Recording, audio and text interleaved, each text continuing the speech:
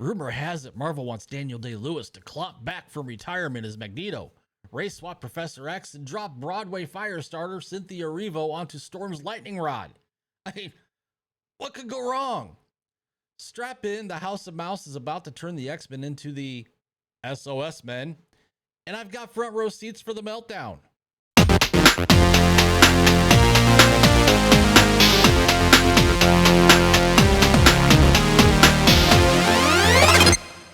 What's up, mutants and Merry Marvel cynics? I'm Chris, the Critical Nerd.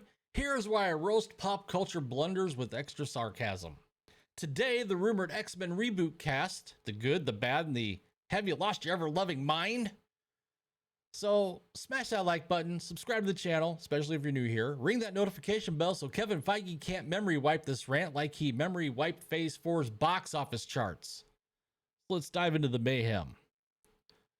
Marvel will trot out the OG Fox actors for Avengers Doomsday and Secret Wars, collect nostalgia dollars, and then hit the hard reset. Younger, cheaper heroes on decade-long contracts. The X-Men are Phase 7's crown jewel. Are they still doing phases? But judging by these casting leaks, Feige is already polishing the guillotine.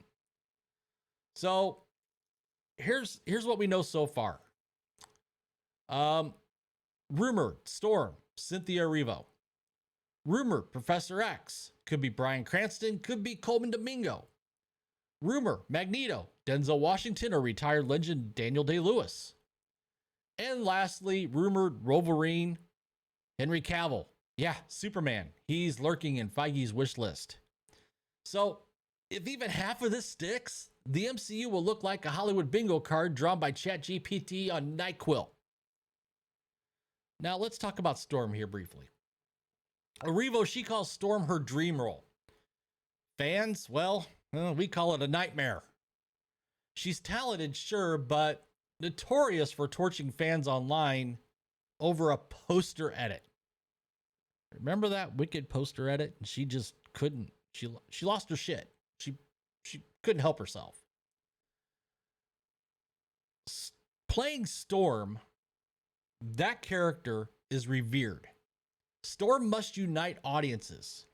Cynthia Erivo's history says she'll summon a Twitter hurricane instead. So Marvel, read the room before you fry your lightning goddess. Next up, let's tackle Professor X. Heisenberg versus the High Church. First up, Bryan Cranston, phenomenal actor, but he's getting up there in age. He's 69 years old and screams anti-hero. My belief is he's best playing those characters that have a gray area. I mean, he's not really the calming mentor type. Plus, how many decades will he withstand the MCU crunch? I mean, they'll want him for at least 5-10 years, 3 to 5 movies. I mean, yeah. Next up, we got Colman Domingo. Marvel scooper Jeff Schneider keeps hearing black actors for Xavier, a literal MLK analog after years of hinting. Could work, but expect endless discourse about race swapping for headlines. Yeah. We're going to go back to that well. How'd that work out for you, Disney? With Ariel. Just saying. Little Mermaid. So, here's what I'm going to say about this one. Kevin Feige, choose wisely. Charles Xavier is a dad figure, not a culture war pinata. Next up is Magneto. And gotta say, Denzel Washington. Love Denzel. Great actor. Magnetic talent. But there's a little problem here. And that's Magneto's Holocaust origin story. It kind of breaks the calendar. Now, Marvel could rewrite him as a civil rights era Malcolm X stand-in. Yeah. Could be really powerful if handled well. But with Marvel's track record, this is going to blow up in their face. They're going to botch it if they go down that road. Daniel Day-Lewis. Now, this one is really wild. I mean, even the scoopers are like, nah, Ain't gonna happen. The man quit acting 8 years ago in 2017. So good luck luring him back into spandex. And this one shows that Marvel is really in the mode of, hey, let's go ahead and throw everything against the wall and see what sticks. I mean, that's where they're at when you're talking Daniel Day-Lewis. Wolverine. Remember Wolverine? Deadpool and Wolverine? Remember that scene with Henry Cavill as Wolverine, as Logan? Fans loved it. I remember sitting in the theater. Fans were cheering when they saw Henry Cavill appear as a Wolverine variant. Superman switching to Wolverine? Okay. He's jacked. He's geek savvy.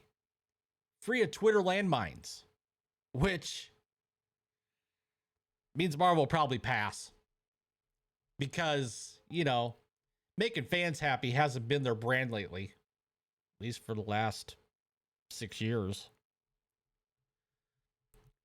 So where are we at right now? The flop era. Fan fatigue. That's where we're at right now. So far in 2025, we've had Captain America Brave New World and the Thunderbolts. Both movies have not fared well at the box office. You can say they're both box office bombs. Yeah, I know the Thunderbolts was critically received by critics and fans alike. You can look at the Rotten Tomatoes scores. But liking a movie doesn't translate always to dollars. And especially Captain America Brave New World, that proved audiences are done with lecture first storytelling. I mean, fans have had it. They don't want to be lectured to. They just want to go and be entertained. So, if the X-Men debut with more agenda casting and less character love, what can you expect? Well, you can expect Eternals level receipts with Morbius tier memes. So it'd be more of the same from Marvel. So, lastly, to close this out, Marvel, Disney, Kevin Feige, Bob Iger, anybody there at the House of Mouse. We want story and authenticity first and foremost. Fans will embrace bold choices if they fit the characters, not if they're box ticking stunts. Keep ignoring that, and the mutants aren't going to save you. They'll bury you. So if you enjoyed this little breakdown or meltdown or whatever you want to call it, again, smash that like button, subscribe to the channel, especially if you're new here, and ring that notification bell. And be sure to check out my other content here on YouTube. You could also find me over on Rumble. And with that, I'm Chris. This was The Critical Nerd. And until next time, later.